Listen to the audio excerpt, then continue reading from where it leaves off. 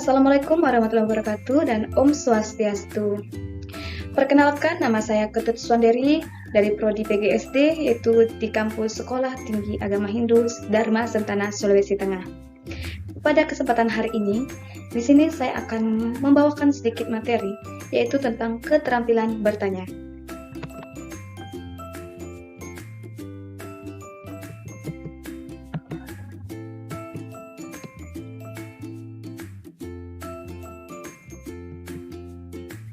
Keterampilan bertanya guru. Pengertian keterampilan bertanya. Mengajukan pertanyaan dengan baik adalah mengajar yang baik. Keterampilan bertanya menjadi penting jika dihubungkan dengan pendapat yang mengatakan berpikir itu sendiri adalah bertanya. Bertanya merupakan ucapan verbal yang meminta proses dari seseorang yang dikenal. Jadi, bertanya merupakan stimulus efektif yang mendorong kemampuan berpikir.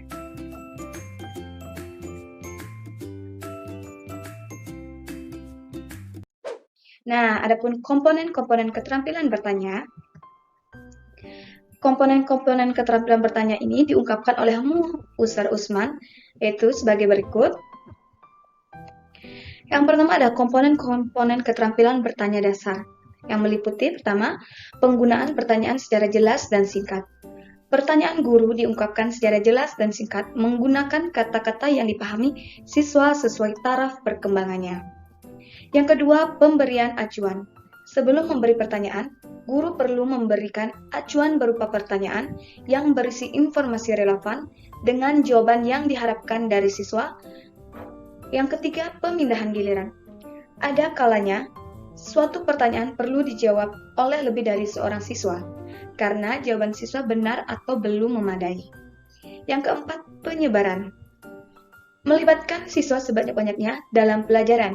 Guru perlu menyebarkan giliran menjawab pertanyaan secara acak.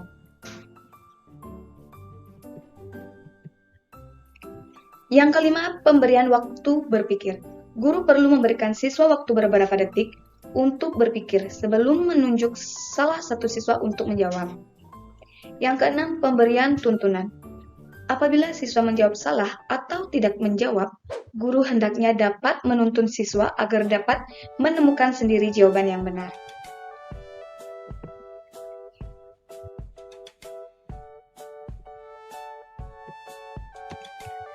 Nah, selanjutnya ada komponen-komponen keterampilan bertanya lanjutan. Yang pertama, pengubahan tuntunan tingkat kognitif dalam menjawab pertanyaan. Pertanyaan yang dikemukakan guru dapat mengandung proses mental yang berbeda-beda, dari proses mental yang rendah sampai yang tinggi. Yang kedua, pengaturan urutan pertanyaan. Untuk mengembangkan tingkat kognitif dari sifatnya rendah ke yang lebih tinggi dan kompleks, guru hendaknya dapat mengatur pertanyaan yang diajukan kepada siswa dari tingkat mengikat, kemudian pertanyaan pemahaman, penerapan, analisis, sintesis, dan evaluasi. Yang ketiga, penggunaan pertanyaan pelacak. Jika jawaban siswa dinilai benar oleh guru, tetapi masih bisa ditingkatkan menjadi sempurna, guru dapat mengajukan pertanyaan-pertanyaan pelacak kepada siswa tersebut. Yang keempat, peningkatan terjadinya interaksi. Agar siswa lebih terlibat secara pribadi dan bertanggung jawab atas kemajuan hasil diskusi, guru hendaknya mengurangi atau menghilangkan perannya sebagai penanya, sentral dengan mencegah pertanyaan dijawab oleh siswa.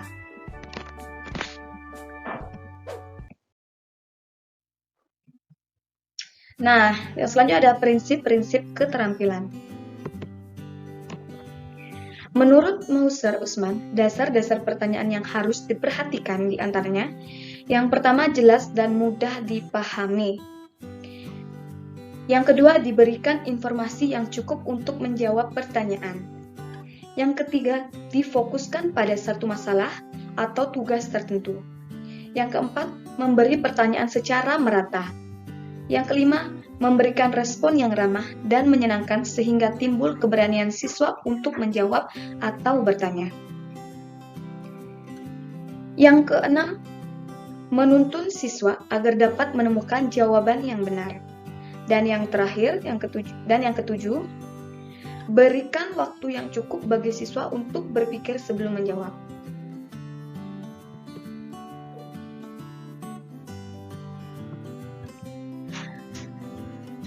Adapun menurut Rusman, prinsip-prinsip pokok keterampilan bertanya harus diperhatikan guru. Yang pertama, berikan pertanyaan secara hangat dan antusias kepada siswa di kelas. Yang kedua, berikan waktu untuk menjawab pertanyaan. Yang ketiga, berikan kesempatan untuk menjawab terlebih dahulu. Yang keempat, tunjuk peserta didik untuk menjawab setelah diberikan waktu untuk menjawab. Yang kelima, berikan penghargaan atas jawaban yang diberikan.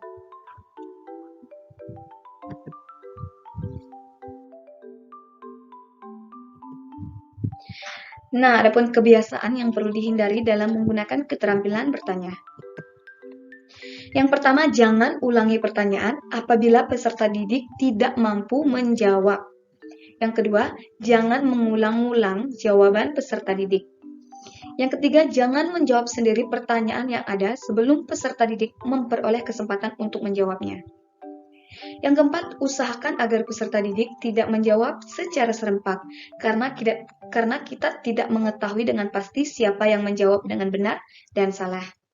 Yang kelima, menentukan siswa yang harus menjawab sebelum mengajukan pertanyaan. Yang keenam, pertanyaan ganda.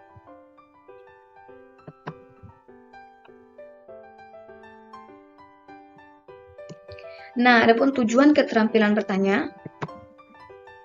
Yang pertama, mendorong anak untuk berpikir memecahkan suatu masalah. Yang kedua, membangkitkan pengertian yang lama atau baru. Yang ketiga, menyelidiki dan menilai penguasaan tentang bahan pelajaran. Dulu sering bercorak pertanyaan, sebaiknya juga pertanyaan pikiran. Yang keempat, membangkitkan minat siswa untuk sesuatu sehingga timbul keinginan untuk mempelajarinya. Yang kelima, mendorong penggunaan pengetahuan dalam situasi-situasi lain.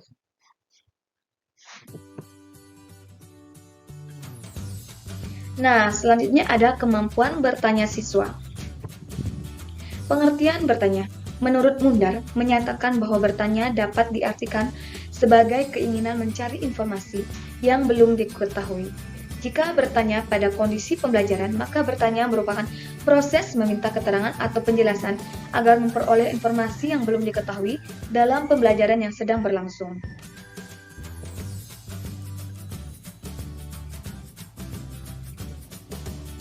Nah, adapun bentuk-bentuk kemampuan bertanya. Dilihat dari jawaban yang diharapkan, ada dua macam bentuk bertanya, yaitu bertanya tingkat rendah dan bertanya tingkat tinggi. Bertanya tingkat rendah biasanya hanya ingin mengetahui sesuatu hal yang bersifat pengetahuan. Sedangkan kemampuan bertanya tingkat tinggi diperlukan dalam membaca kritis ketika seseorang tidak hanya membatasi diri pada soal mengerti dan mengingat keterangan yang ada, tetapi juga menilai bahan yang dibaca.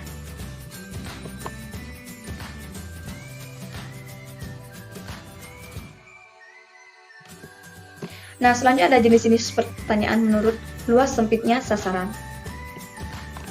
Pertanyaan sempit. Pertanyaan yang membutuhkan jawaban yang tertutup dan biasanya kunci jawabannya telah tersedia. Yang pertama ada pertanyaan sempit informasi langsung, menuntut siswa untuk menghafal atau mengingat informasi yang ada. Yang kedua pertanyaan sempit memusat, menuntut siswa untuk mengembangkan ide-ide atau jawabannya dengan cara menuntunnya menilai petunjuk tertentu. Yang kedua ada pertanyaan luas. Pertanyaan ini jawabannya mungkin lebih dari satu, sebab pertanyaan ini belum mempunyai jawaban yang spesifik, sehingga masih diharapkan hasil yang terbuka. Yang pertama ada pertanyaan luas terbuka, memberikan kesempatan kepada siswa mencari jawaban menurut cara dan gayanya masing-masing. Yang kedua pertanyaan luas menilai, meminta siswa untuk mengadakan penelitian terhadap aspek kognitif maupun sikap.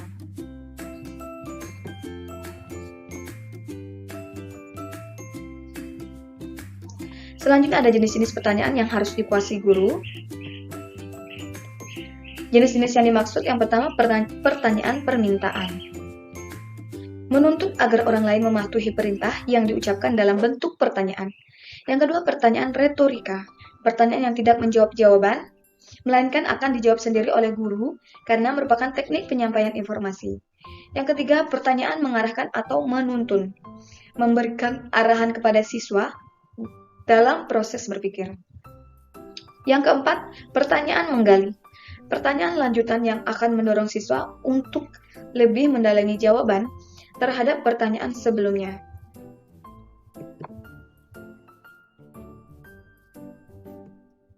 Nah, adapun jenis-jenis pertanyaan menurut taksonomi Bloom. Yang pertama, pertanyaan pengetahuan, menanyakan jawaban yang sifatnya hafalan dan kata-kata yang biasanya digunakan untuk menyusun pertanyaan pengetahuan. Misalnya apa, di mana, kapan, siapa, dan sebutkan. Yang kedua, pertanyaan pemahaman, menuntut siswa untuk menjawab pertanyaan yang mengorganisasi informasi-informasi yang pernah diterimanya. Yang ketiga, pertanyaan penerapan, menuntut siswa untuk memberikan jawaban tunggal dengan cara menerapkan pengetahuan, informasi, aturan, dan kriteria, dan lain-lain yang pernah diterimanya. Yang keempat, pertanyaan analisis, menuntut siswa untuk menemukan jawaban dengan cara motif masalah yang ditampilkan, mencari bukti-bukti atau kejadian-kejadian, dan menarik kesimpulan. Yang kelima, pertanyaan sintesis, menginginkan siswa untuk mengembangkan potensi serta daya kreasinya. Pertanyaan sintesis menuntut siswa untuk membuat ramalan atau prediksi, memecahkan masalah berdasarkan imajinasi, dan mencari komunikasi. Nah, yang terakhir, pertanyaan evaluasi, menghendaki siswa untuk menjawab dengan cara menilai atau pendapatannya terhadap suatu masalah yang ditampilkan.